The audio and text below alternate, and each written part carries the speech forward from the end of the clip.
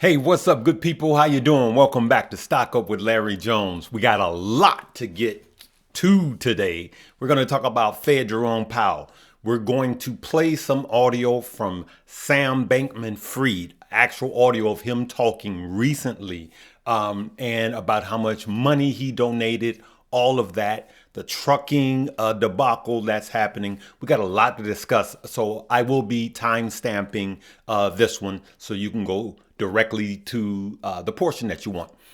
If you're new to the page, go ahead, hit the like, subscribe, and notification bell. If you want me to continue and you've been rolling with me for a while, continue to hit that like button. And lastly, don't fall for any spam in the comment section. We spent hours taking that down. Let's get right into it.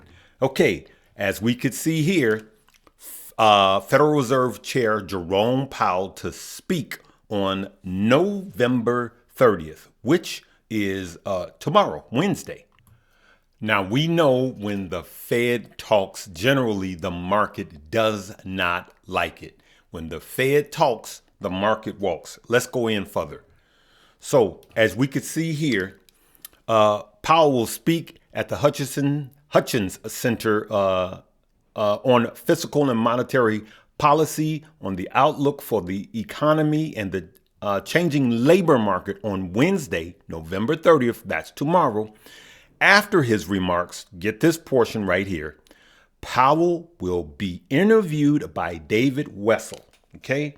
Now, we know that when he talks, that's enough to move markets.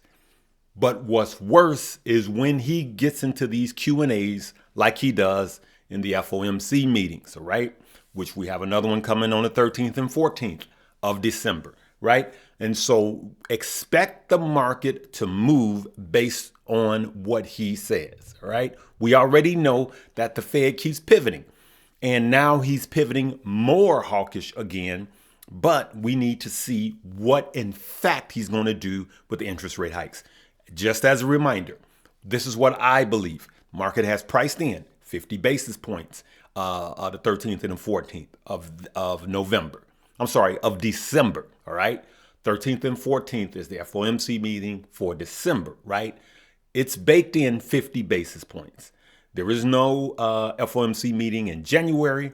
In February, I believe another 50 basis points is baked in. And then in March, 25 basis points is baked in. So the market has already prepared for that.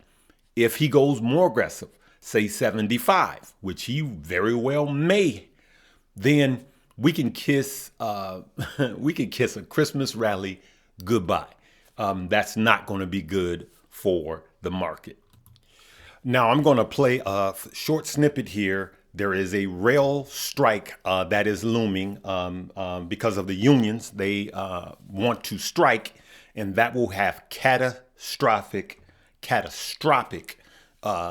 implementations on us. You're talking about chemicals that have to be moved. You're talking about furniture, just about everything in your house, clothing, cars. Let's listen to a snippet of this. The things that could be a backlog there would be automobiles, because a lot of automobiles move from factories to dealerships on the rails. Most definitely. And on top of that, you've got the semiconductor chips that the autos need and the circuitry. There are chemicals actually that go into the circuitry for the automobiles. So we haven't had a rail strike, a national rail strike in this country in a long, long time that I can remember. And we're looking at a deadline of December 8th.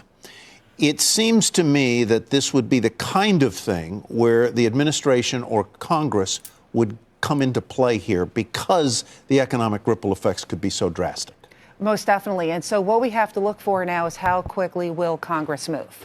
And so it's Congress. It's not the administration. It's Congress. The administration is fundamentally out of this. The president has to sign what Congress, whatever legislation they come up with. And this is under the Commerce Clause under the Constitution.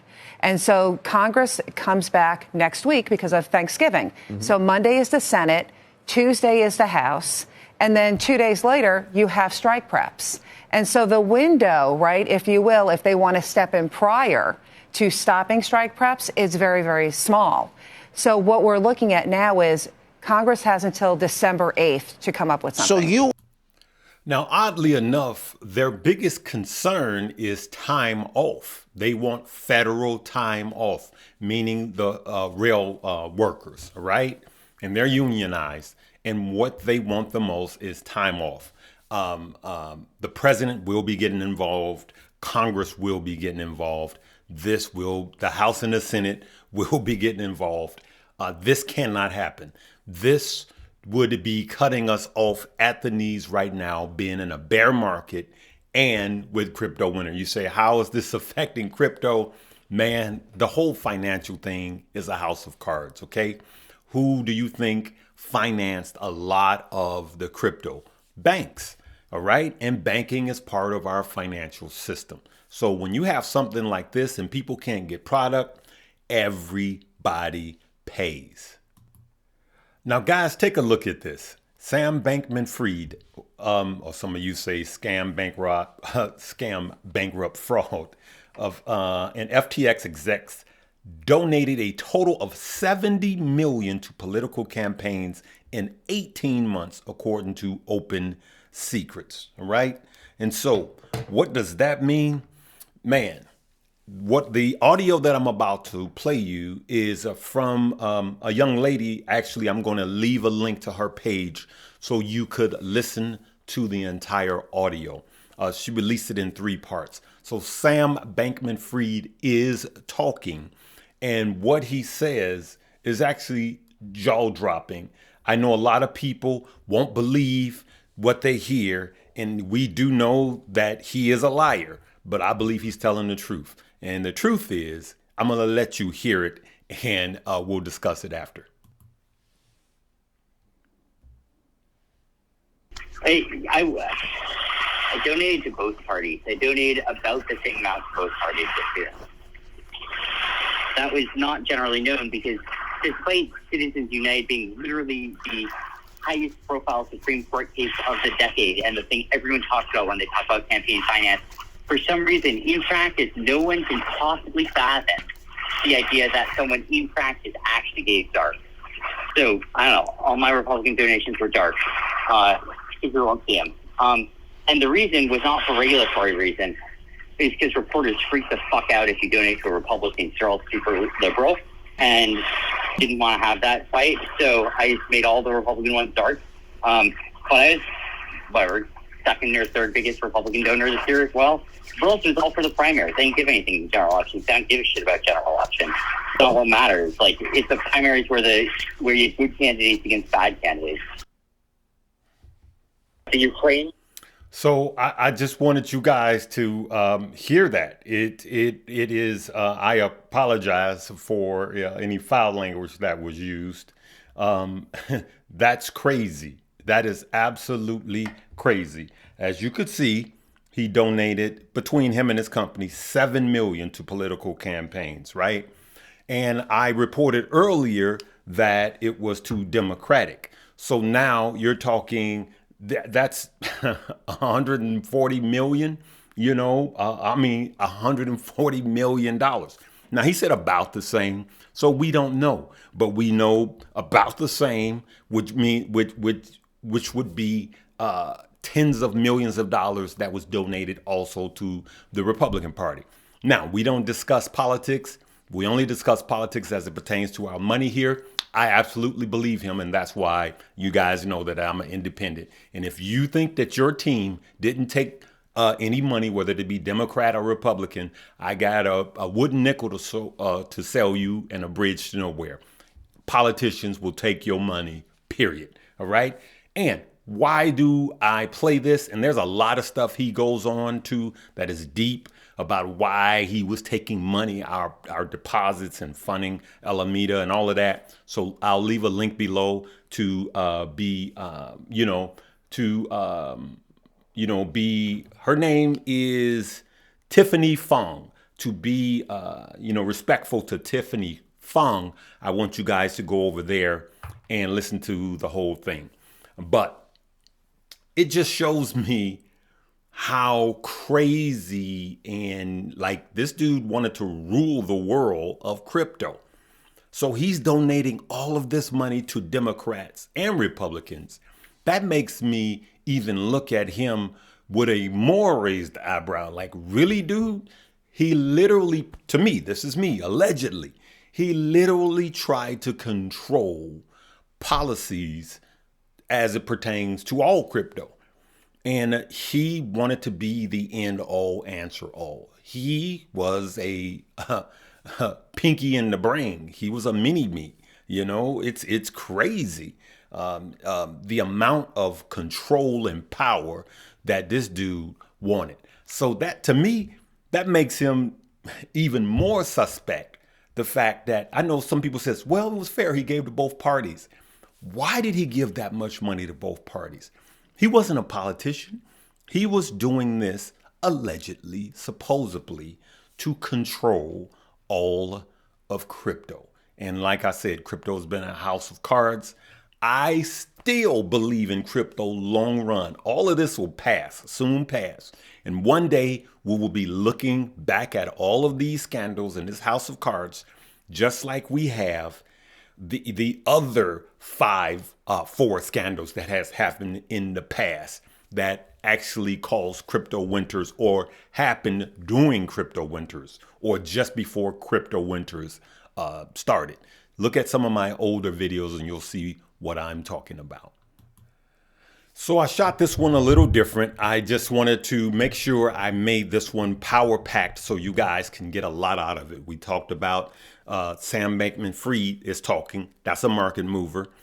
We talked about Fed Jerome Powell. That's a market mover. And we talked about the potential trucking disaster if they do strike. That will be horrific for us right now. So what we're doing, me personally, I'm going to reiterate this, that I am waiting to get back into crypto. I have no money or no crypto on any crypto platforms. Okay. And I can't stress that enough. I don't care if we're already at the bottom. I don't care if crypto's already bottomed out. I don't have to catch it at the bottom. But I will be back in 2023. And unfortunately, I just see something else causing crypto to go lower. I do. And I have a number in my head where I think Bitcoin is going to. I'm not going to say it because it's only speculation. And so I'm not going to say it because it may or may not happen, but it is lower from where it is now. I will tell you it's lower than 16. All right.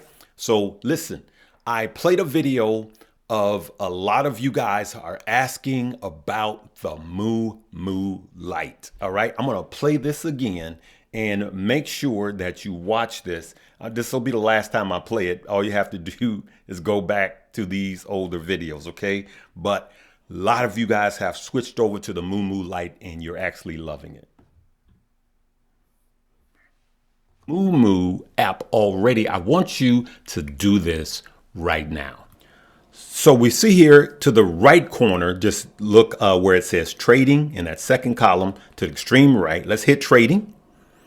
And then you'll see pro is very tiny. You'll see it at the top. Hit that pro. And then you see where it's in bright white where it says light, hit light.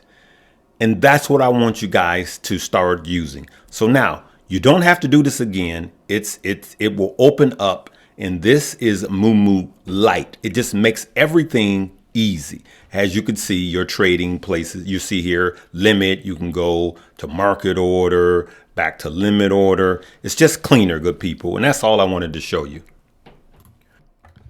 So as you could see at the end of that, I just switched over because it was going to commercial.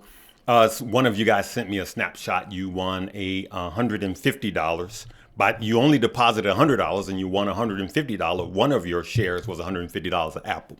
Hey, if you're just into crypto, I suggest that you get into the stock market. Come join us by clicking the top link below. Join in the Moo family. Right now, we're just cashing up. They're giving you up to 15 free stock. And they are giving away a $60,000 prize. Come in, get the free stuff. If you already downloaded the Moo app, make sure you fund it today. Time is running out, all right? And then we're going to help you make that green, especially in 2023. If anything I've said throughout the entire video has helped you, make sure you leave me a comment or shine the light and tell me what you think, all right? hey, we're going to stay positive. We're going to keep our eyes on the prize, and we're going to make money. Always in signing off. I didn't cough. I got sinuses going crazy. So live, love, laugh, and learn. We'll see you later.